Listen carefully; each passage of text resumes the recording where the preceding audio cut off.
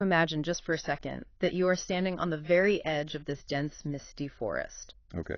The air here is, it's incredibly thick, it's cool, and it smells intensely of damp, dark earth, rotting wood, and like sharp pine needles. Oh, that's a great image. You are right in the heart of the Afro-montane forests along South Africa's stunning garden route, and the mist is rolling off the Indian Ocean right Yeah, getting trapped by the Atanico Mountains. Exactly. It creates this perfect ancient microclimate. And now I want you to look up. Up past all that tangled undergrowth, up into the dizzying canopy of a massive towering pine tree. You are squinting into the shadows, searching the high branches for a phantom. And it is a very elusive, highly specialized kind of phantom. It really is. One that perfectly blends into that specific, matrix of shadow and bark. Exactly. You are looking for a near-threatened bird of prey that has managed to do something completely unexpected. It has forged this deeply complex, surprisingly intertwined relationship with human industry. Which is wild. Right. Our mission today on this deep dive is to track down this exact phantom, the forest buzzard.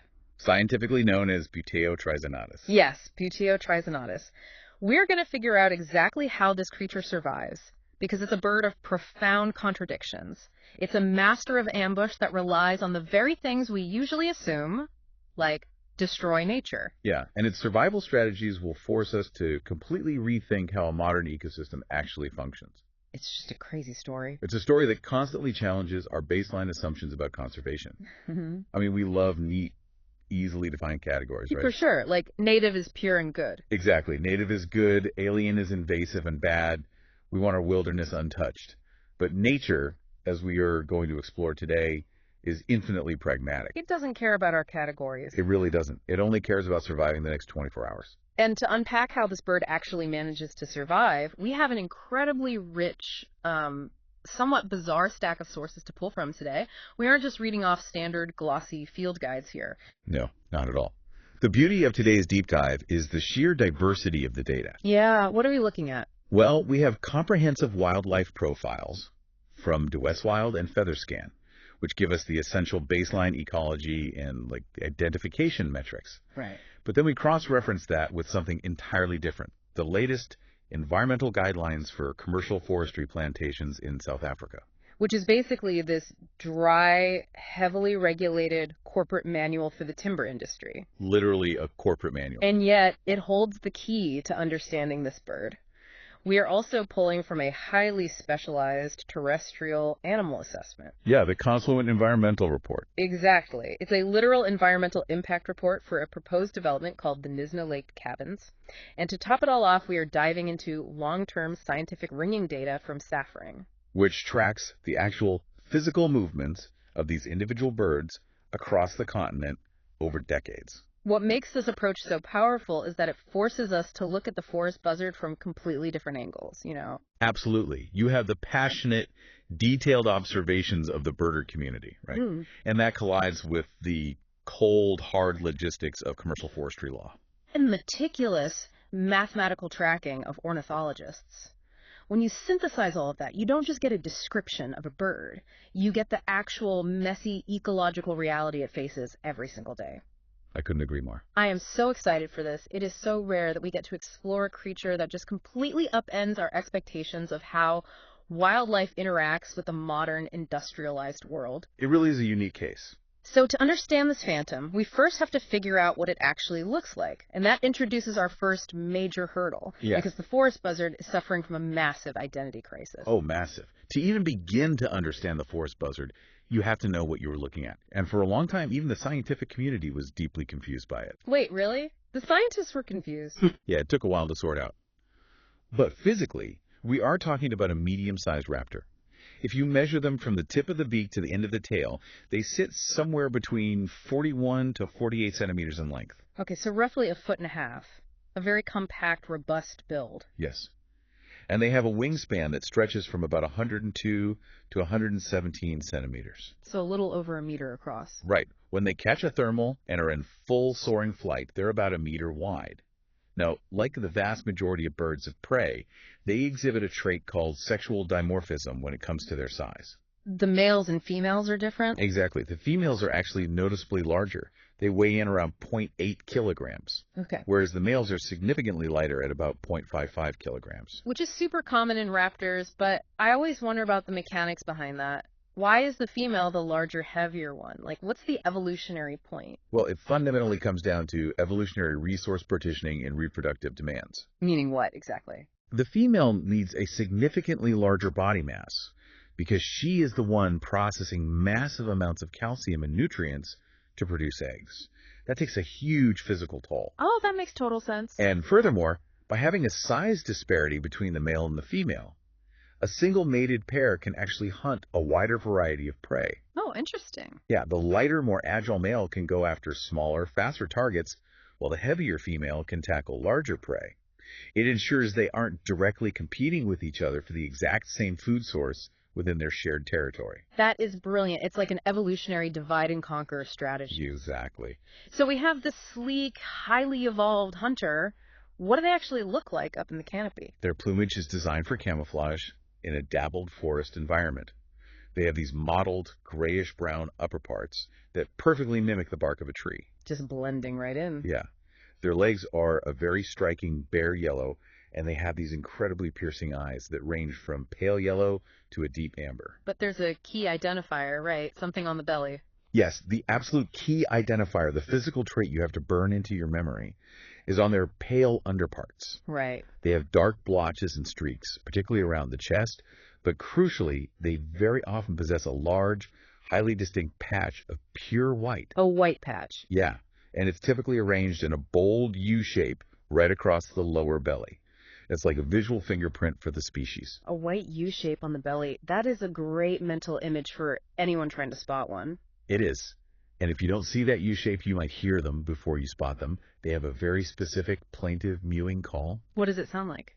It sounds like a clear, somewhat high-pitched pee-oo. Pee-oo. Okay. Yeah, they use this vocalization during their aerial courtship displays or when they are aggressively defending their territory from rivals. And if they manage to navigate the intense perils of the wild, they have surprisingly robust life expectancy of around 12 years. 12 years is a fantastic run for a wild raptor. But here is the major problem. And this is the primary identification challenge that literally every single one of our sources highlights repeatedly. The steppe buzzard. Yes. The forest buzzard is incredibly, frustratingly easy to confuse with another bird entirely. The steppe buzzard, or Buteo vulpinus. That's a nightmare for birders. The confusion runs so deep that, historically, the forest buzzard wasn't even considered its own species. The scientific community just assumed it was a localized subspecies of the mountain buzzard, which lives way further up the continent in East Africa. Exactly. It took years of meticulous field observation, genetic analysis, and behavioral study for the forest buzzard to finally be recognized as a fully distinct resident species, completely endemic to South Africa. Meaning they don't exist anywhere else on Earth. Nowhere else. But out in the field, when you have your binoculars pointed at the sky, the steppe buzzard dilemma is very real. To put this in perspective, I want to use an analogy. I think this helps clarify it. Go for it. Imagine you live in a beautiful, quiet little coastal town. You are a local. You live there year-round, quietly going about your business, blending into the community. That is the forest buzzard. Okay, I like this. But then, every single summer, this massive, overwhelming flood of loud, busy tourists descends on your town. They fill the beaches, they crowd the roads, they take up all the space, and they are everywhere you look. Right. That tourist invasion is the steppe buzzard. It is a migratory bird that breeds all the way up in Russia and Eastern Europe, and then absolutely floods down into South Africa during the southern summer months. Thousands of them. Tens of thousands of these tourists. So it becomes mathematically almost impossible to spot the quiet, year-round locals hiding in the background. That is a remarkably precise way to frame it. The sheer biomass of the steppe buzzard migration completely masks the presence of the localized forest buzzard population. It's just a numbers game. It's an issue of signal-to-noise ratio. But there are ways to cut through that noise. You just have to know exactly how the plumage differs. Okay, so if we are looking at two very similar brown birds of prey, how do we spot the local in the massive crowd of tourists? What is the physical mechanism that separates them? It all comes down to the microscopic development of their feathers, specifically on their underside. Steppe buzzards have much more pronounced barring on their underparts. Barring, meaning stripes. Exactly. Barring means horizontal stripes across the chest and belly. They also have significantly less white. Overall, they're generally a more uniform, warmer brown. And the forest buzzards? Forest buzzards, by contrast, show very little to absolutely no horizontal barring.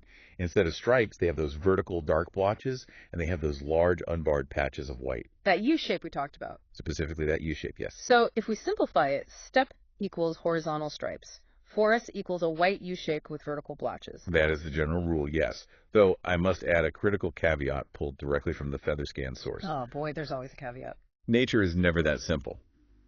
Juvenile steppe buzzards, the young ones that have just made their very first migration down from Russia, haven't fully developed their adult plumage yet. Oh no, so they look different. They can sometimes show blotches instead of horizontal barring, which makes them look agonizingly similar to adult forest buzzards. Because, of course, nature couldn't make it too easy. There's always an exception to the rule. But there's a cheat code, right? Oh, a massive cheat code. The absolute ultimate birder's hack for solving this specific problem doesn't actually rely on staring at their feathers at all. No, it relies on the calendar. The ultimate cheat code is timing. Right. Remember, the steppe buzzard is a summer migrant. The energy cost of their migration is immense, so they only stay while the weather is optimal. So what happens when it gets cold? Well, if you are standing in South Africa and you see a buzzard between the months of May and August, which is the deep southern hemisphere winter, the tourists have all packed up and flown thousands of kilometers back north. It is highly, highly likely that the bird you are looking at is the resident forest buzzard. Timing is everything. That is so cool. But that logic naturally raises a pretty massive question, I think. What's that? If they are so hard to find when the migrants are around and we only easily spot them in the winter, where exactly are these local birds hanging out? That is the million-dollar question. What does their home turf actually look like? If they aren't just blending in with the tourists on the open plains, where are they hiding? They are hiding in one of the most specific, geographically isolated, and currently highly contested ecological zones on the continent. Which brings us to the most mind-bending part of this entire deep dive.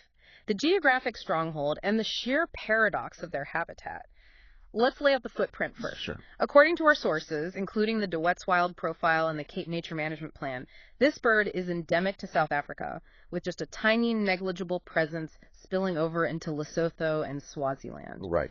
But its absolute kingdom, the only place it truly thrives, is the Garden Mew Complex World Heritage Site. And for anyone unfamiliar with the geography, the Garden Route is a breathtakingly beautiful stretch of land along the southern coast of South Africa. It's gorgeous. It encompasses towns like George and Misna and stretches through the Tsitsikama forests. It's this incredibly complex mosaic of rugged, wave-battered coastlines, deep coastal lakes, and incredibly dense, ancient Afromontane forests that cling to the sides of the mountains. And the forest buzzard population within this entire vast region is remarkably alarmingly small. Yeah, it's not good.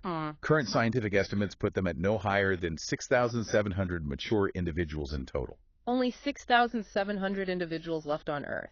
That is a minuscule number for a top-tier predator. It is a razor-thin margin for survival, and that incredibly low population density, combined with their highly restricted geographic range, is exactly why the IUCN Red List classifies them globally as a near-threatened species. They are a deeply fragile population. Extremely fragile. Which makes their habitat choices so fascinating and honestly so contradictory. Because naturally, these birds favor the native, indigenous Afromontane forests. Right. They're like mountainous areas pushing up to elevations of about 2,000 meters. That all makes perfect biological sense. A native bird evolved to live in a native forest. Exactly. But the sources, specifically the environmental assessments, reveal this incredible adaptation. The forest buzzard is increasingly thriving, not just surviving by the skin of its beak, but genuinely thriving in alien commercial tree plantations. Yes. Massive industrialized farms of imported eucalyptus and pine trees. Vast monocultures of pinus and eucalyptus. Wait, hold on a second. Did you just say they are thriving in commercial eucalyptus farms? I did.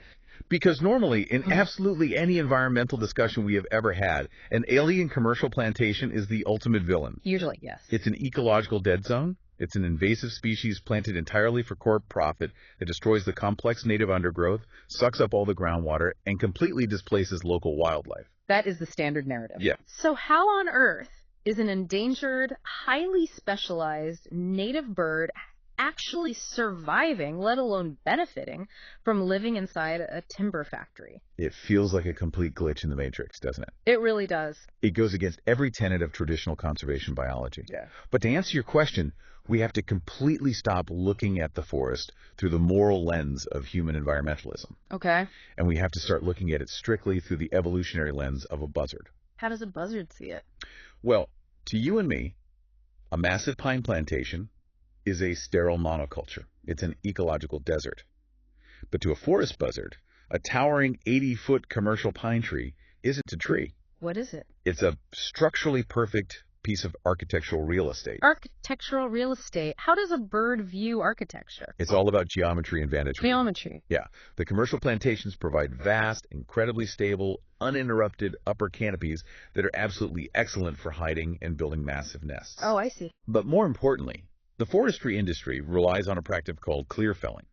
When they harvest the timber, they don't just take one tree. They cut down entire compartments of the forest all at once. Right, leaving a giant empty space. Exactly. This creates massive, sudden open clearings, wide dirt logging tracks, and what foresters call rides, cutting straight through the woods. Okay. To the buzzard, these sharp, unnatural boundaries, the harsh artificial edge between the dense pine canopy and the wide-open, clear-felled zones, are absolute hunting perfection. So human logging practices, just by the sheer mechanical nature of how they harvest wood, are accidentally creating the perfect geometric hunting grounds for these raptors. Accidentally, yes, originally. But here is where the story takes a fascinating turn regarding the law. It's not entirely accidental anymore. What do you mean? If we look deeply into the environmental guidelines for commercial forestry plantations in South Africa, which is one of our most crucial, albeit unexpected, sources today, we see that the commercial forestry operations themselves are actively, legally protecting these birds. The loggers are legally mandated to protect the raptors living in their timber farms. Yes. The guidelines are remarkably strict and heavily enforced. If a forestry worker identifies an active bird of prey nest in a commercial plantation, a highly specific buffer zone of surrounding trees must be left entirely standing around it. No way. The nest has to be GPS mapped, visually marked out in the field, and it absolutely cannot be disturbed. Wow. Furthermore, if a forestry compartment contains a known nesting site, the logging company is legally forbidden from running their harvesting machinery or felling any trees in that entire area during the bird's breeding season.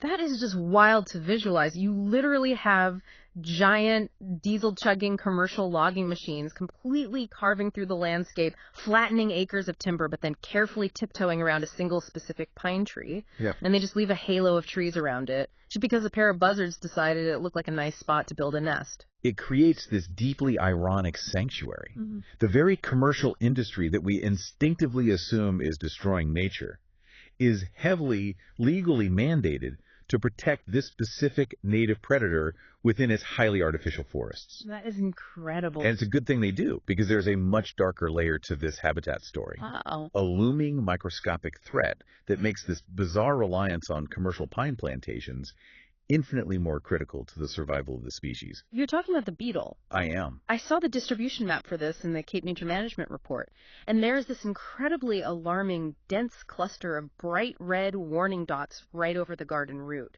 What exactly is this new threat?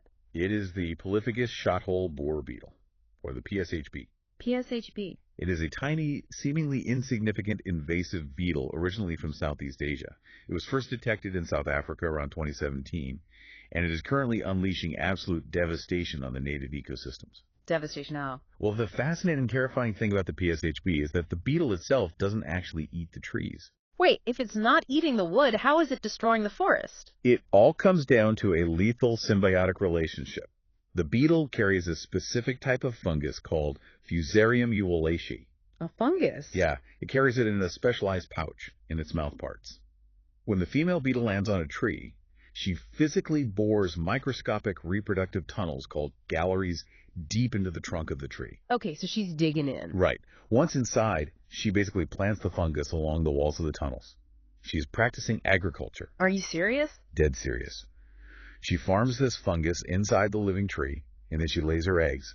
When the larvae hatch, they eat the fungus, not the wood. So it's a microscopic insect practicing literal agriculture inside the vascular system of the tree trunk. Yes. That is incredibly sophisticated. But why is it killing the native Afromontane forest? Because the indigenous trees of the gardenroot ancient species that have been there for millennia have absolutely no evolutionary defense mechanism against this specific alien fungus. It causes a vascular disease known as Fusarium dieback. Let's look at the mechanic of how a tree works. A tree transports water and nutrients from its roots up to its leaves through a complex network of microscopic tubes called the xylem. Right, the plumbing of the tree. Exactly. As the alien fungus grows inside the beetle's tunnels, the fungal mycelium physically expands and completely clogs the xylem. It essentially chokes the tree from the inside out. Precisely. It cuts off the water supply. The tree panics and tries to flush the beetle out by producing sap, which is why you see dark, wet staining and thick gumming oozing from the bark. It's trying to heal itself. Yeah, and you'll see tiny piles of sawdust falling out of the boreholes. But the tree is starving for water. The branches begin to wilt, the leaves drop, and eventually the entire native tree dies of dehydration. That is horrifying. It is causing catastrophic tree mortalities right now in both the urban and historically forested areas of Georgia and Nizhna. So we have an invasive beetle farming a deadly alien fungus that is systematically wiping out the native Afromontane forest, which is the natural ancestral home of the forest buzzard. Exactly. And this raises an incredibly profound ecological question. As this fungal dieback accelerates and destroys the natural indigenous canopy, the native forests are structurally degrading. The high vantage points and the dense nesting cover are simply dying and rotting away. Wow. Where does that leave the forest buzzard? It leaves them increasingly, perhaps eventually, even entirely dependent on those alien, commercially managed pine and eucalyptus plantations as their very last remaining structural refuge. But wait, why aren't the commercial pines dying from the beetle too? Because of the specific biology of the beetle. While the PSHB might occasionally land on a pine tree, the commercial pines and eucalyptus are generally not suitable reproductive hosts for this specific beetle in the same devastating way that the native species are. The native ones like the curboom or the ironwood. Exactly. The chemical composition of the pine sap often prevents the fungus from taking hold, so the artificial, human-planted commercial forest stands tall and strong, while the ancient native forest thickens and collapses around it. That is ecological irony on a staggering scale. It truly is. The pristine native habitat is being systematically destroyed by an invasive bug, essentially pushing a highly specialized native raptor directly into the arms of an invasive logging industry just to survive. It is the uncomfortable reality of modern conservation. Mm-hmm. It's messy, it's deeply paradoxical, and it forces us to adapt our rigid understanding of what a habitat truly is. Right. Sometimes a habitat isn't what is historically pure. It's whatever structure allows you to survive the current catastrophe. Okay, so they're hiding in these massive artificial pine forests, but a pine plantation is essentially ember factory, right? It's not exactly teeming with natural diverse prey. Not compared to a native forest, no. So how on earth are they finding enough food in what is essentially a biological desert?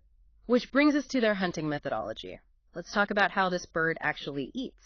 If you want to understand the forest buzzard's hunting strategy, you have to forget about the high-speed, dramatic, open-air pursuits you might see from a peregrine falcon, or the majestic, hours-long soaring of a massive eagle. Okay. The forest buzzard operates on an entirely different evolutionary philosophy. They are highly opportunistic predators that primarily hunt along those artificial edges we just discussed. The forest margins, the clearings, and the dirt logging roads. Yes. And our sources consistently describe their specific strategy as sit and wait. Sit and wait. When I read the phrase sit and wait in the environmental assessment, my mind immediately went to the concept of a sniper. Oh, that's a good comparison. Think about it. You never see a highly trained sniper running around the middle of a battlefield making a ton of noise and burning energy. They find a high, perfectly hidden vantage point, they settle into the environment, they control their breathing, and they just wait for the target to make a mistake and come to them. The forest buzzard is the ultimate canopy sniper. They perch completely silently in the deep shadows of the mid-canopy, perfectly camouflaged among the pine needles or the yellowwood leaves. They don't move. They just use their incredible eyesight to scan the forest floor below, waiting for something to rustle the leaf litter. And when a target does expose itself, the execution is incredibly swift. It's not a long, dramatic chase. It is a short distance, incredibly precise swoop straight down to the ground. Dropping like a stone. They drop like a stone, pin the prey with their talons, and the hunt is over in seconds. So let's look at the ROI, the return on investment of that strategy. Why did they evolve to hunt like this instead of soaring? It fundamentally comes down to managing a very tight biological energy budget. Calorie counting. Literally. Powered flight, especially active soaring or hovering in the wind like a kestrel, burns a tremendous amount of calories. Yeah. If you spend 100 calories soaring around looking for a mouse that only gives you 150 calories of energy when you eat it, your profit margin is incredibly thin. You are constantly on the verge of starvation. Exactly. But if you simply drop from a stationary branch, gravity's doing 80% of the physical work for you. Pouncing from a perch might only cost you 5 calories to yield that same 150-calorie mouse. Your return on investment is massive. So the sit and wait strategy isn't about being lazy, it's about sheer evolutionary efficiency. Work smarter, not harder. Precisely. What exactly is yielding these calories? What is on the menu? If I'm a little creature in the garden route, what am I terrified of? The diet is wonderfully diverse, driven entirely by what happens to wander into the sniper's crosshairs. It's mostly small mammals. The sources specifically list species like the lie rat, which tends to live in the damp, marshy areas on the forest fringes. Okay. They hunt the forest-striped grass mouse. And quite notably, according to the Nisna Lake Cabins assessment, they actively hunt the Duthie's golden mole. I found the notes on the Duthie's golden mole utterly fascinating because it's a vulnerable species itself, isn't it? We are talking about a near-threatened bird eating a vulnerable mammal. Yes. The Duthie's golden mole is a remarkable little creature. It's a tiny insectivore that lives mostly in these exact Afro-temperate forests. It is essentially blind, and it creates these shallow subsurface foraging tunnels just under the leaf litter and tree roots, constantly hunting for earthworms. Just living its life in the dark. Right. It's primarily active at night to avoid predators. But occasionally, particularly after heavy rains when the soil is waterlogged, it will venture too close to the surface or out into the open leaf litter during the day. Big mistake. And the second it breaks cover, it becomes a prime target for our canopy sniper. The food web is incredibly tight and precarious here. What else are they catching besides mammals? Because they are opportunistic, they will take whatever fits in their talons.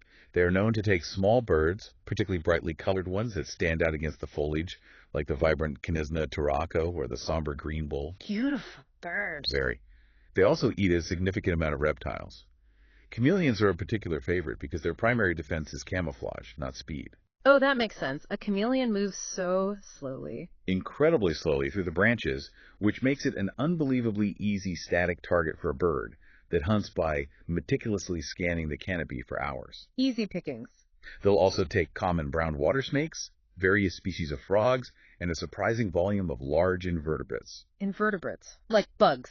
I don't usually picture a fierce raptor eating bugs. These aren't your average garden ants. We are talking about substantial protein-dense invertebrates. Giant longhorn beetles, thick-shelled scorpions, and massive bladder grasshoppers. If it moves and it contains protein, the buzzard will strike. A raptor swooping out of a pine tree to eat a scorpion is objectively hardcore. It really is. And this specific hunting style ties perfectly into the environmental assessment report drafted by Confluent Environmental for that proposed housing development. Yes. The Nisna Lake Cabins report provides a fascinating insight into how the bird perceives space. When the environmental specialist was assessing the potential impact of building these cabins on the local wildlife, they noted something critical about the forest buzzard's spatial awareness. What did they find?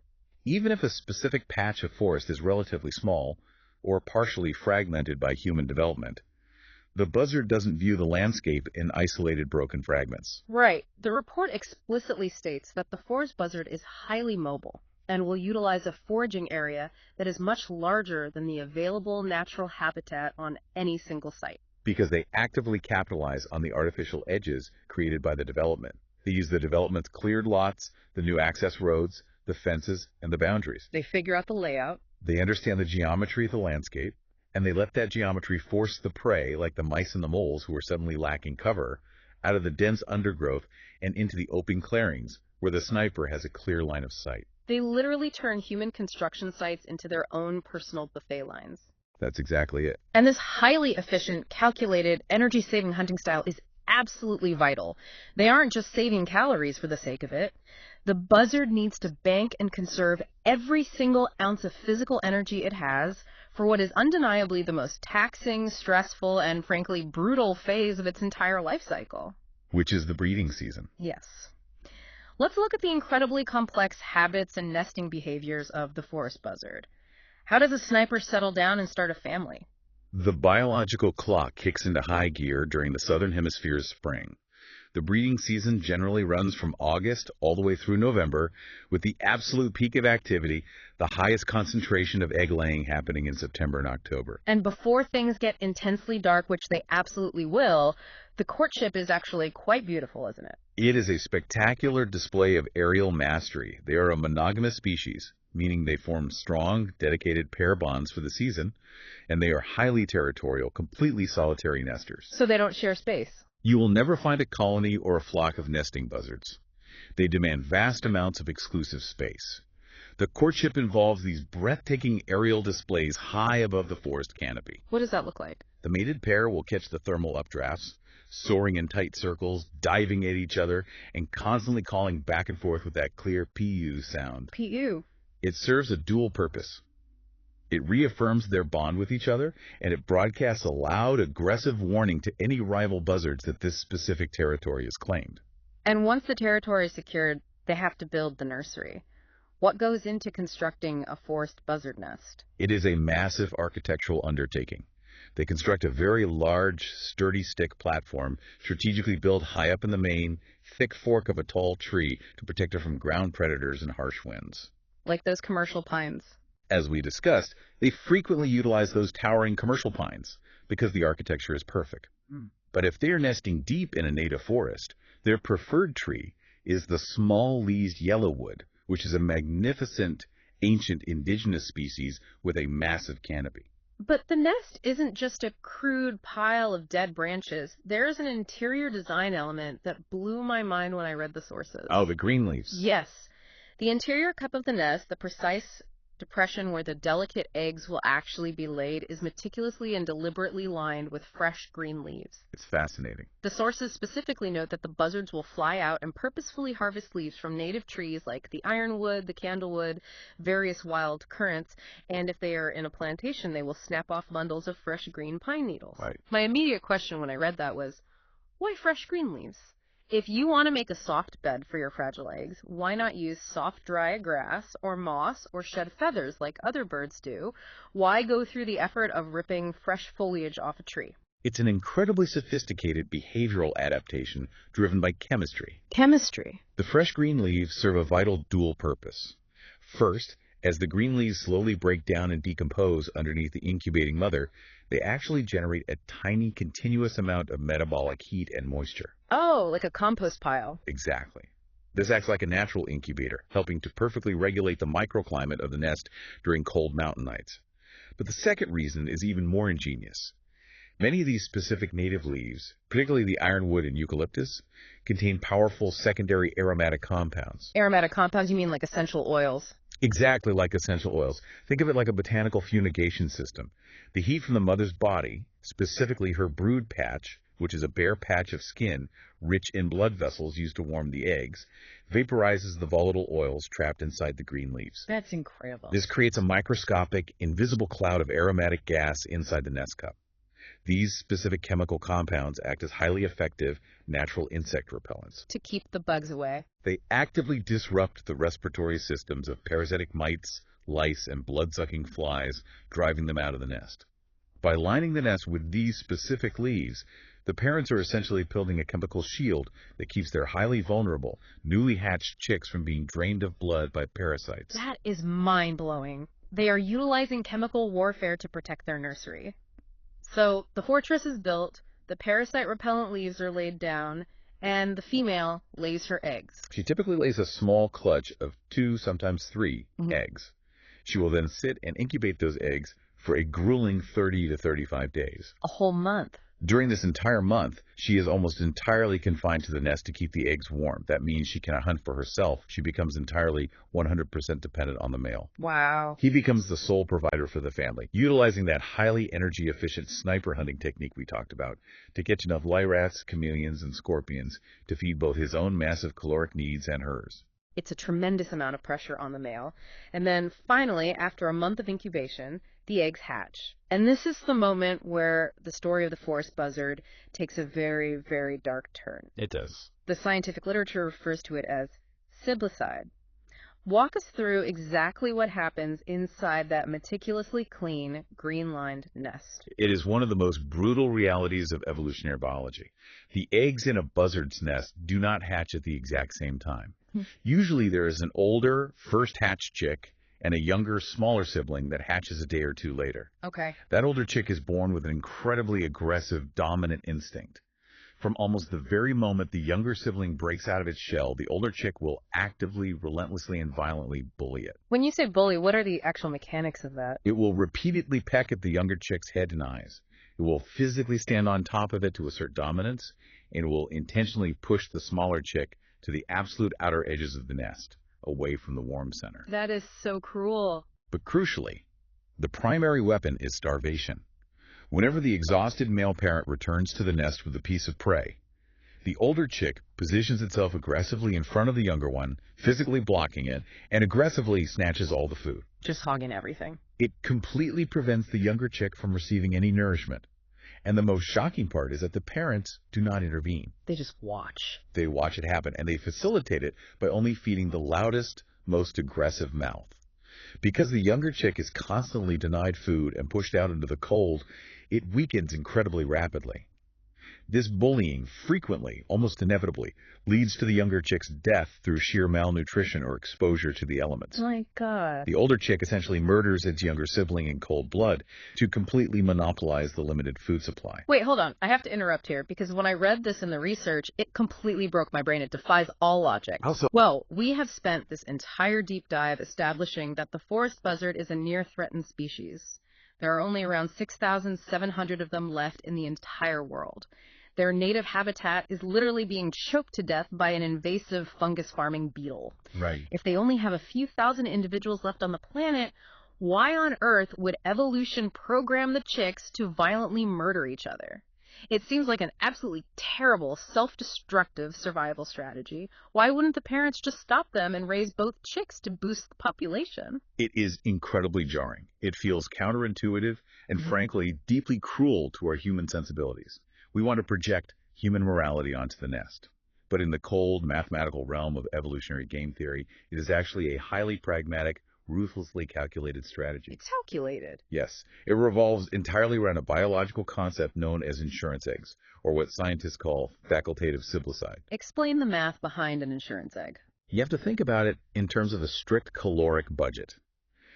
Think about the immense, staggering energy it takes for one single male buzzard to hunt enough food to sustain himself, his mate, and two rapidly growing, ravenously hungry chicks. That's a lot of scorpions. A lot. Yeah. In a normal year, or a lean year where it hasn't rained much and the fly rats are scarce, the parents simply cannot realistically, mathematically acquire enough calories to feed two chicks to full, healthy strength. So there isn't enough food. Right.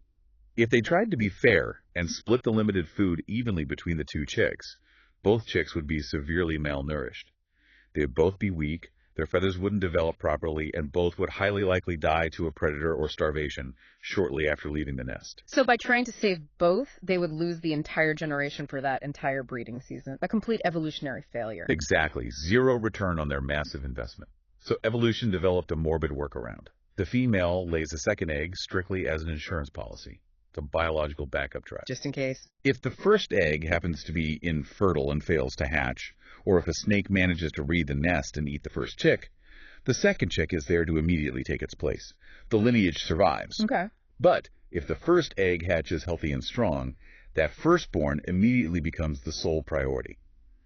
By instinctively allowing the older, stronger chick to eliminate the younger one, the parents guarantee that all of their hard-won, incredibly scarce resources are funneled into producing one perfectly healthy, dominant, heavily muscled offspring that actually has a fighting chance of surviving to adulthood in a hostile world. Better to produce one strong, capable survivor than two weak statistics. It's incredibly dark, but logically flawless. It is the epitome of ruthless efficiency. Now, I should clarify because it is facultative siblicide, meaning it depends on the environmental conditions, rather than obligate siblicide, where the sibling is killed 100% of the time regardless of food. There's a small caveat. What's the caveat here? If the parents happen to breed during an exceptionally good year, Say there's been a massive localized population boom of mice and food is practically overflowing the nest, the older chick might not feel the intense starvation-driven urge to compete so fiercely. Oh, so they might both live. In those rare, bountiful conditions, the parents can provide enough calories, and both chicks might actually survive to fledge. But in normal conditions, the insurance policy is violently cashed out early. Wow. Okay, so against all odds, the surviving dominant chick makes it. It has the food, it has the parasite-free nest. What happens next? How does it transition from the nest to the canopy? That single surviving chick will eventually fledge, meaning it grows its flight feathers and takes its very first clumsy flight out of the nest when it is about 40 to 47 days old, so roughly 7 weeks after hatching. And then it's gone. No, it doesn't just fly away and start its own life. It remains incredibly dependent on its parents for another 85 to 105 days. That's roughly 3 to 4 entire months of just hanging around the territory after learning to fly. That seems like a massive dependency period for a bird. It takes a tremendous amount of time to learn how to be a canopy sniper. It's a highly technical skill. Oh, I guess they don't just know how to do it automatically. Not at all. The parents have to actively teach the juvenile how to read the complex geometry of the forest edges. They have to teach it the patience required for the sit-and-wait strategy. They have to teach it how to spot a camouflaged chameleon and how to safely pin a venomous scorpion without getting stung. That's a serious education. But once that long apprenticeship is over and the juvenile is finally independent, we see something truly remarkable about their life cycle. And this is where we bring in the deeply fascinating data from our SAF-ring source. Yes, the ringing data. I've been waiting for this. This is the long-term, meticulously recorded scientific tracking of the birds. The SAF-ring report provides decades of data on bird ring recoveries. Now, we have to appreciate how incredibly difficult it is to physically capture and ring a forest buzzard. To catch them, ornithologists use a highly specialized device called a Buzzard trap. What exactly is a Buzzard trap? It sounds intense. It's actually an ancient trapping method originally developed in India for falconry. It is essentially a small, heavy wire mesh cage. Inside the cage, the researcher places a live lure, usually a small mouse. Poor mouse. Well, the mouse is perfectly safe inside the double-walled wire. The bird cannot reach it. But the outside top of the cage is completely covered in dozens of small, nearly invisible slip nooses made of strong monofilament fishing line. Oh, I see where this is going. The researcher places the trap in a clearing and waits. The buzzard spots the mouse, drops from the canopy, and strikes the cage with its talons. And gets caught in the loops. As it tries to grab the mouse through the mesh, its toes naturally slip into the monofilament nooses. The slip knots pull tight, harmlessly but securely trapping the bird by its toes. The researcher then quickly approaches, carefully untangles the bird, records its weight and measurements, secures a small numbered metal ring around its leg, and releases it back into the wild, completely unharmed. That sounds like it takes a lot of skill. It requires immense patience and precision. Over decades of intensive research on the garden route, scientists have only ever managed to successfully ring 35 forest buzzards. Only 35 birds across decades of research. That is a staggeringly tiny sample size. It really emphasizes just how elusive they are. It really does. But out of those mere 35 ringed birds, the researchers eventually got 4 recoveries, meaning one of those ringed birds was later found dead, or recaptured in another trap years later. Okay, so what did they learn from those 4? 2 of those recoveries were found locally, still living right within the garden route.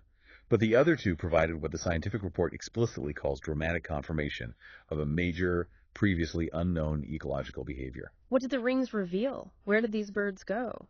The data proved that these young, newly independent subadult birds dispersed over absolutely huge distances. They didn't just set up a territory next door to their parents. They completely left the breeding nucleus of the nascent Tsitsikama forests. Where did they fly to?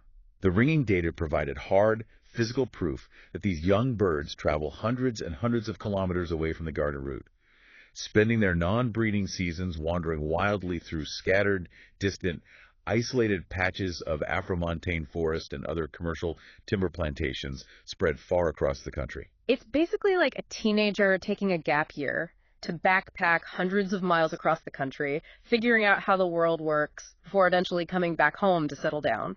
That is exactly what it is. It's a period of intense learning and physical maturation. They wander, they hone their hunting skills in different environments, they build their muscle mass. And And then, eventually, driven by the biological imperative to breed, they navigate all the way back to the southern coastal belt to claim a territory, find a mate, and start the brutal, magnificent cycle all over again.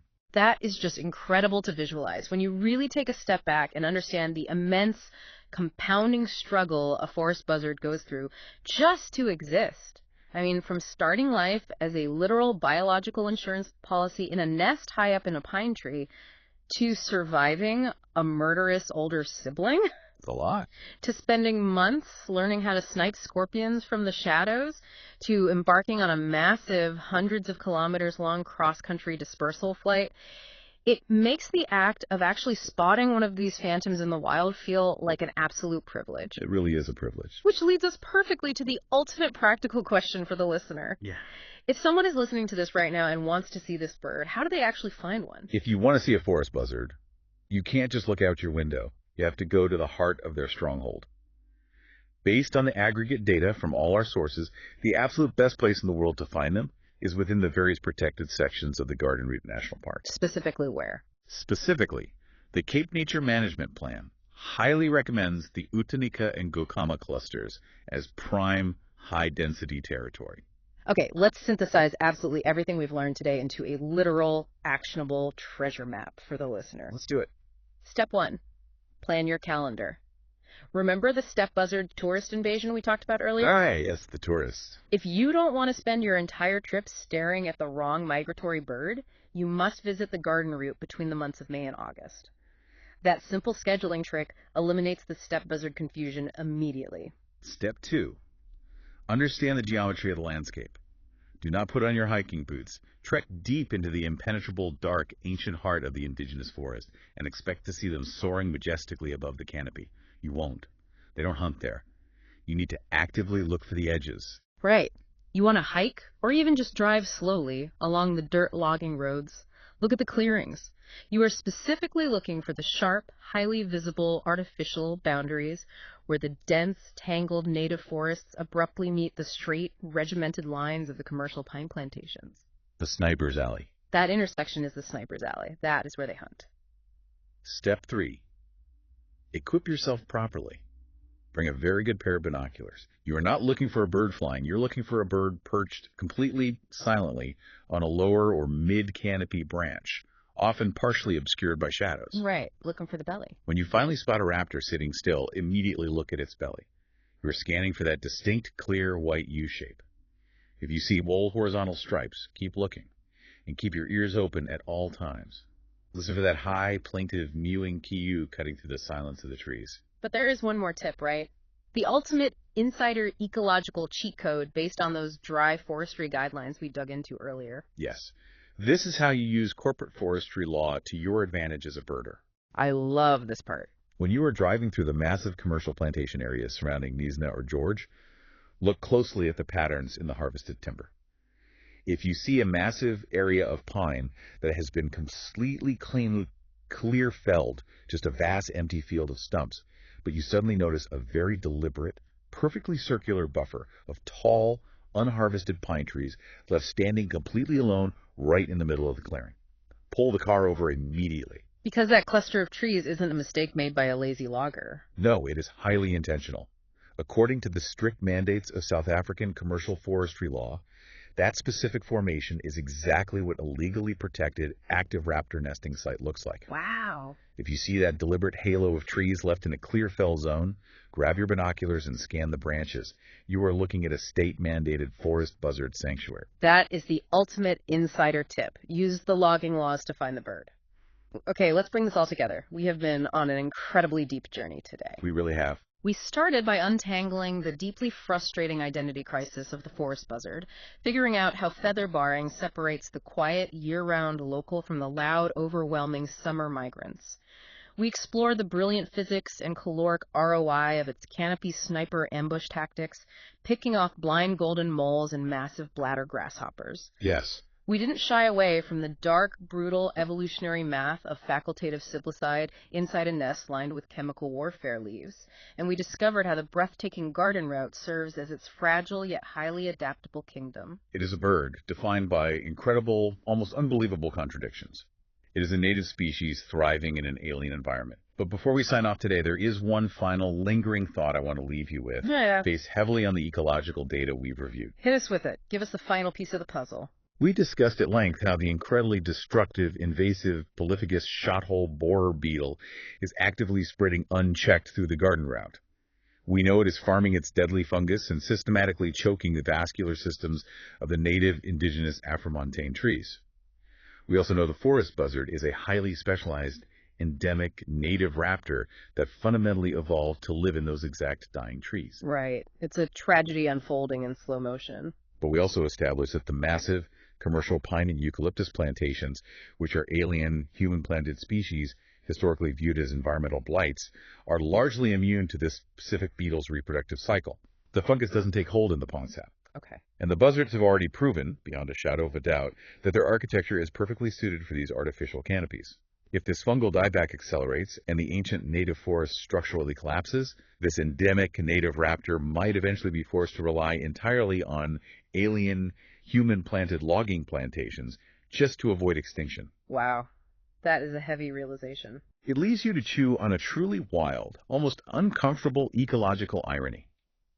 As we look to the uncertain future of the garden route, could an invasive, highly industrialized commercial logging industry, the exact type of monoculture that environmentalists have spent decades fighting against, be the very mechanism that ultimately saves a fragile native species from an unstoppable invasive beetle?